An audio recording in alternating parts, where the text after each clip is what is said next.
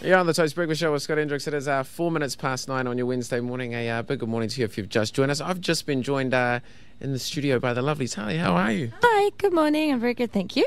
So what's been going on? It has. I've interviewed you a couple of times over the years. It is finally good to finally meet you. But just give you a little bit of an introduction. You've been the world's best female drum and bass MC. Spent 10 years living in the UK. Now you're back in New Zealand. Yep. And you're from Taranaki. Yep, correct? That's right. And well, we'll try and claim you as well, just being a New Zealander. But it is a pleasure to have you up here. And I just actually wanted to know about this. Have you dropped the MC from the front of your name? Yeah, but I have, like, I kind of did ages ago. Yeah. And but some people just still insist on saying MC Tali's here, or this is MC Tali. Right. Well, I apologise. No, I'll that's just okay. call you Tali now. It's okay. It's just kind of like I sort of dropped it just because I don't really.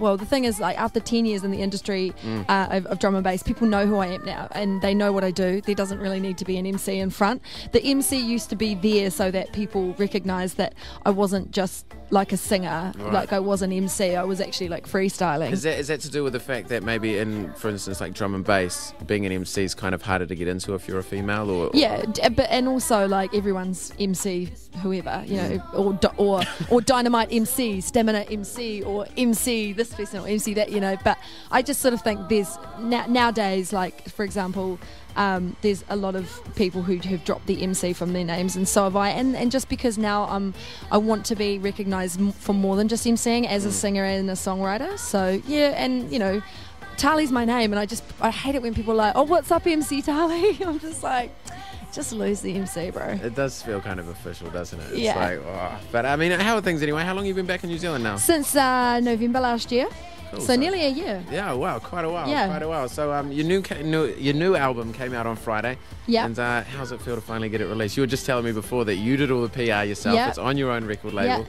Yeah. Is it? It feels really amazing because it's sort of been one of those trips where there were times where I sort of like doubting myself and sort of saying, am I doing the right thing? Am I doing the right thing? But there was never any moment where my heart didn't say to me, stop, or turn around, or don't do that. The whole way, my gut feeling has been, just do it yourself, just go for it and put yourself out there. And I'm really one of these people who believes in seeing an opportunity and grasping it, and not being afraid to be ambitious and put yourself at the forefront of your product and be proud of what you've done, because I think it's easy to hide behind a label or blame it on the PR guy if it doesn't do what it's supposed to do. But when you're doing it on your own, you have no one to blame but yourself.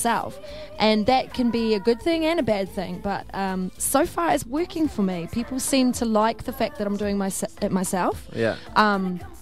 People have been very supportive, such as yourselves, and other like TV and radio has been really supportive, and now the written press is kind of starting to get on board now too. So I think it's just a matter of like, not being afraid to sort of say, this is me, this is what my product is, I'm really proud of my music, I'm excited, I want you to be excited too. Like, for example, I've rung a lot of people and they've said, oh yeah, send me the CD, and I've said, no, let's meet and have a coffee and I'll give you the CD in person. Yeah, for sure. Fair enough. So, I mean, you've done not just with that, but I mean, with a whole bunch of things, taken it in a completely different direction. This is focusing more on, your songwriting and your voice. How's that been, or what prompted you to do that?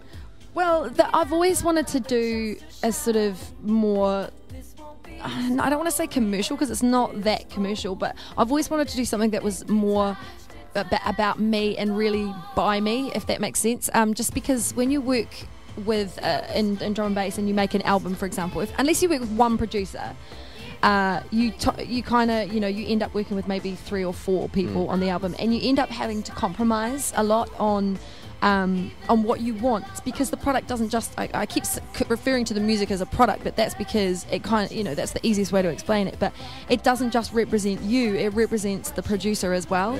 And it also represents the label that you're on. So there might have been times where I'm like, oh, I really want to write a song like this, and they're like, well, that doesn't really represent us.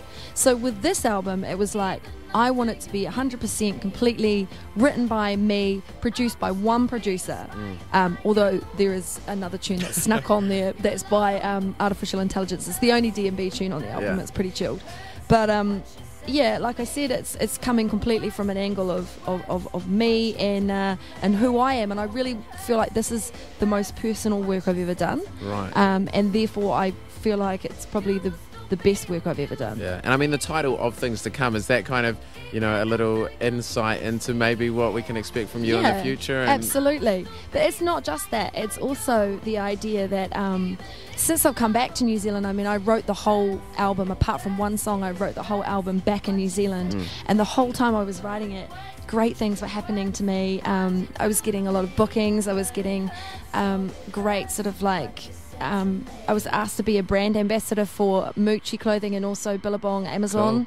Cool. And not only that, but just meeting really great things, and I've put together an 8-piece band, and I just, the whole way along, I felt like the universe has really been blessing me, and you know, like my life is really exciting right now, and I feel incredibly excited by what's to come. So the idea of Things to Come is kind of like the anticipation, the excitement, and that's what the title track is all about as well. Yeah, for sure. So I mean, having been around the dance scene for so long now, I mean, obviously you're always being a musician as well, going to draw comparisons to what you were previously, or what your previous work was. How's the reception been so far with people you've been, you know, I mean, the people who are really close to you are going to support you always, but I mean, people who are kind of on the cusp, have they been all right about it?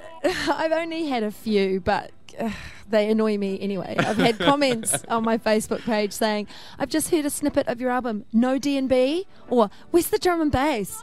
And it's just like, if you had actually been paying attention to anything I've been saying over the last 10 months, I've been saying I'm not writing a drum and bass album. If I wanted to do another drum and bass album, I would have, but instead I'm challenging myself. You know, no person is one-dimensional, and you know, I get these people who say to me, yeah, but drum and bass is my life, it's all I listen to, and I say to them, well, if it's all you listen to, I feel sorry for you, because it's like only ever wearing one colour clothing, or only ever eating one food group. It's like boring.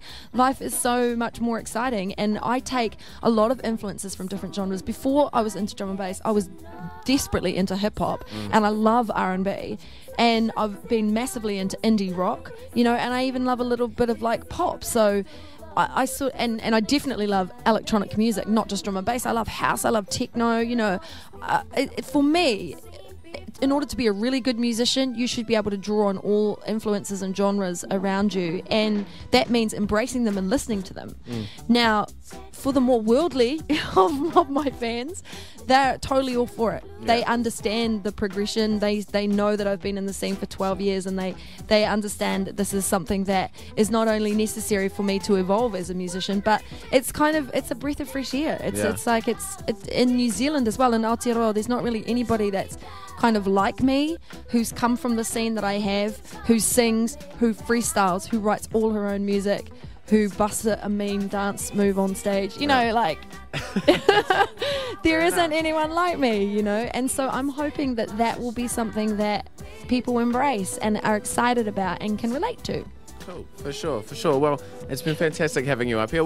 I just want to go back. I mean, you've been back in New Zealand a year now. Yeah. Favorite thing about being back in NZ, though? I mean, you've been away for 10 years before that. Just, you know what? So many things, but I've got to say, where I live is pretty amazing. I live on the shore in Northcote Point, but it's really nice out there. Yeah, right? And I actually overlook a bush, native bush, and it's really quiet and it's really dark. And when you dark at night, and when you come to my house, it feels like you're in Taranaki or somewhere out west.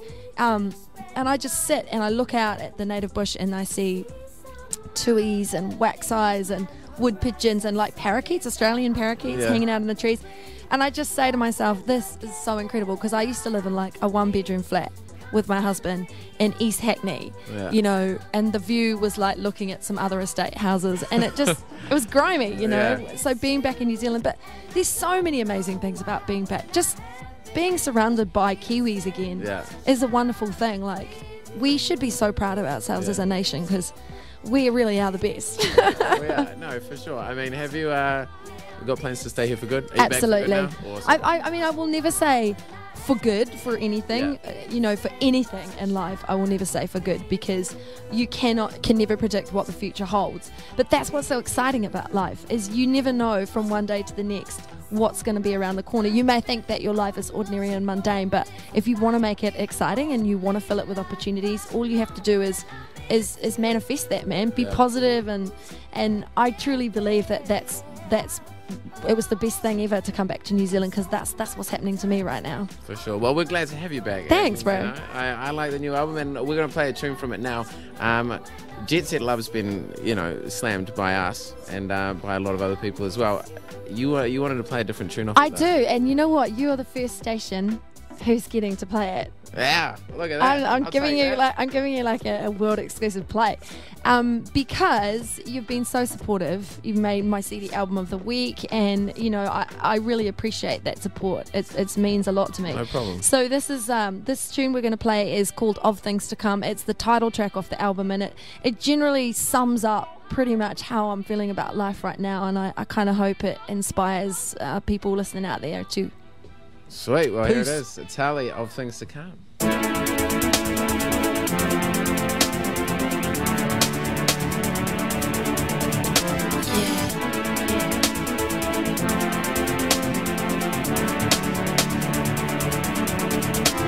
I'm open to the ocean of love and devotion. My heart is free coasting. I'm making the most and finding.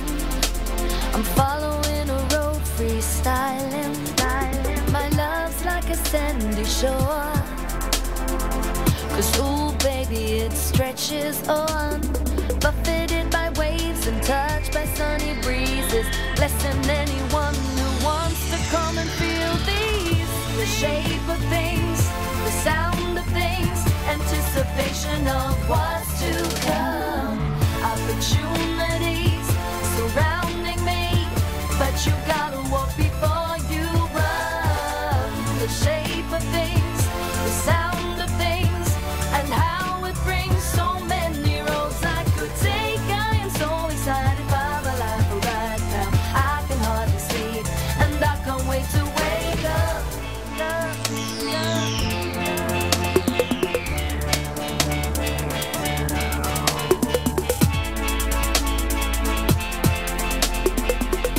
Hi, this is Tali, and you're listening to Up FM. I'm open to suggestion, but with this comes the first lesson. Never be afraid to doubt and always question. Stories that you told don't mean you must believe them. So if there ain't no heaven, then there ain't no hell. And there's only this life, you better live it well.